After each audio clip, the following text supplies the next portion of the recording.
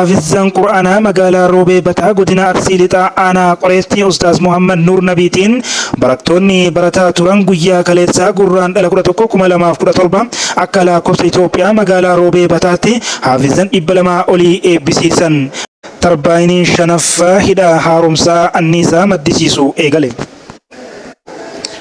إرتران همتا برسيدانتي إثيوبيا دراني حالتي إثيوبيا مدى ركو ونغام فا أفريكاتي جتون همتين إثيوبيا في سوماليا ولي قلتي أنكارا إرتي مريتي كينيكا مسا إتي آنو بتوتيسا كولما بدميشن نيجيسو جرمي بوليسين بيالسا كينيا هدتوتا ورانا بلسوما رومو غما كابا بيتي سوسو أنجل إرتي يو أوبريشيني جيجيسيرام guyyaan wareegamtoota kabajamaa jiram gurraan dhalli 12 guyyaan yaadannoo wareegamtoota waggaa 88ffaan magaalaa Finfinneetti kabajamaa jiram. daawwattoota YouTube chaanalii Ardii Miidiyaa Neetworkii oduu keenya kaardhaaf bal'inaaf qabannetti ceenam. حافظان قرآنا مقالا روبي بتا قدنا أرسيلتا أنا قريتي أستاذ محمد نور نبيتين براتوني براتا توران قويا كاليتسا قرآن ألا كرة توكو كما لما فكرة تربا أكلا كوبس إثيوبيا مقالا روبي بتاتي حافظان إبلما أولي إبسيسان غباسا قوتو أكا إتي آنو كانتي جمال چورسو نفديسام godina Arsiitti aanaa qoreetti ganda roobee bataatti haafizan quraanaa bohaarsaa shanaffaadhaaf kan eebbisiisaa ture. Sheekh Mahammad Nuur nama keessattuu diinii barsiisuudhaaf kutannoo isaa umrii isaanii guutuu diinii keessatti dabarsanii fi qaraasisuu ijoolleewwan qaraasisaa baasuu eebbisiisuudhaan nama beekamanidha. Ammas marsaa shanaffaafis haafizan namoota 200 ol kan eebbisiise yommuu ta'u akkasumas bara baratti namoota akkanaa kan baasuu fi kan dhiyeessu amantaa musliimaa nagaa fi jaalala keessatti yoo ammoo sabaan gosaan akkasuma biyyaan kan waliin qoonne ta'u iddoowwan adda addaa biyyoota garaagaraa akkasumas biyya Itoophiyaa keessaa naannoo Sidaamaa naannoo Sumaalee naannoo garaagaraatti barattoonni diinii barachuudhaaf dhufan isaan biratti baratanii baanes hedduudha. Kanneen keessaa akkasumas ijoollee haafizan hedduu baasuudhaaf barsiisuudhaan nama beekamanidha.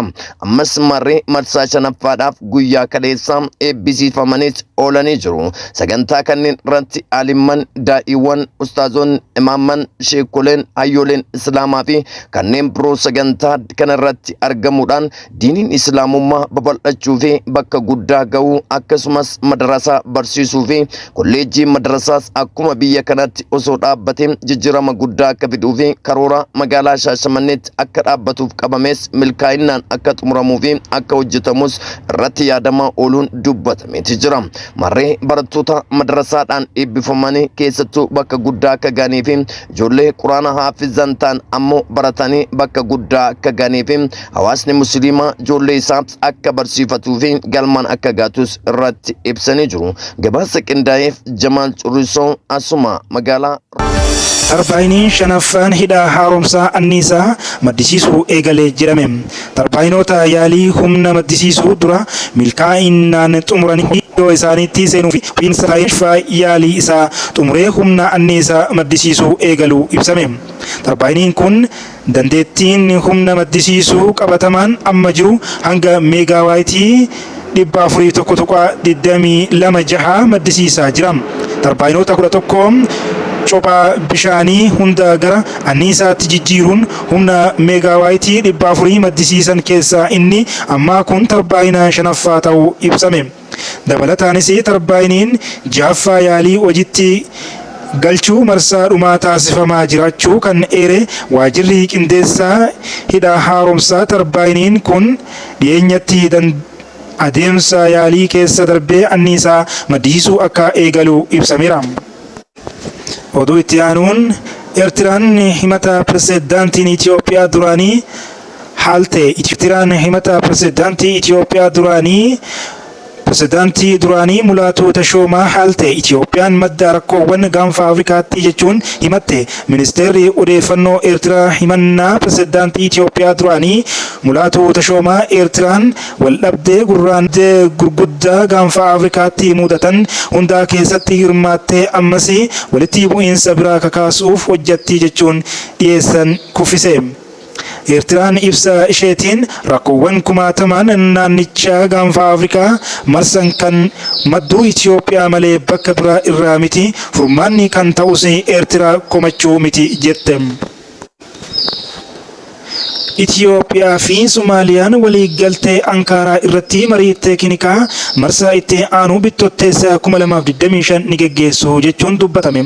Itiyoophiyaa fi Somaaliyaan dhimma hojii irraa oolmaa waliigaltee Ankaaraa irratti marii marsaa jalqabaa gurraandhala 17 Turkiyyee Ankaaraa keessatti geggeeffame hordofuun mariin teeknikaa marsaa itti aanu Bittotteessa 2025 akka geggeeffamu beeksisan.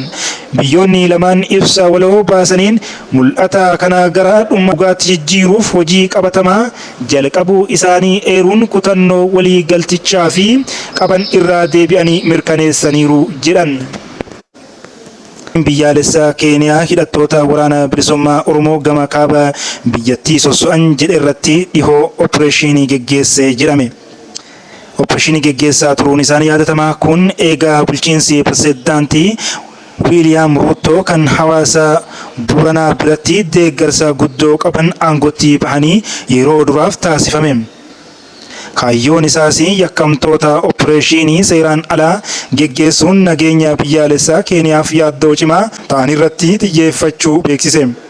Kanaanis meeshaa waraanaa, meeshaalee qunnamtii, qoricha sammuu hadoochuu fi kan argachuu ibse. Nama qindeessaadha jedhee dabalatee kan to'ates akka qabu ibse. Waajirri tikaa Itiyoophiyaa gama isaan opereeshiniin Keeniyaa wal ta'umsa mootummaa Itiyoophiyaa waliin taasifame jedhe. Hidhattoonni waraana bilisummaa Oromoo garuu himannaa irratti ka'uu waakkatan opereeshiniin kanaaf mootummaa Itiyoophiyaa himatan.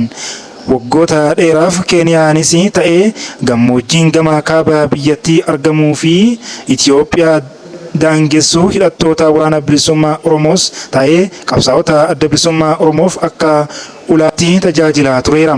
Waa'ee hidhattoota waraana bilisummaa Oromoo mootummaa Itiyoophiyaa lolanii fi Keeniyaa keessa sosso'an maltuu beekamee kan hedduu walxaxaa ture. Guyyaan wareegamtoota kabajaa jiran gurraandhalli 12 guyyaan yaadannoo wareegamtoota waggaa 88ffaa magaalaa Finfinneetti kabajamaa jira. Ajjecha suukanneessaa weerartoonni waraana faashistii Xaaliyaanii gurraandhala 1929 jiraattota magaalaa Finfinnee irratti raawwatan hordofee gurraandhala 12 waggaa waggaan yaadannoo wareegamtoota jedhamuun kabajama.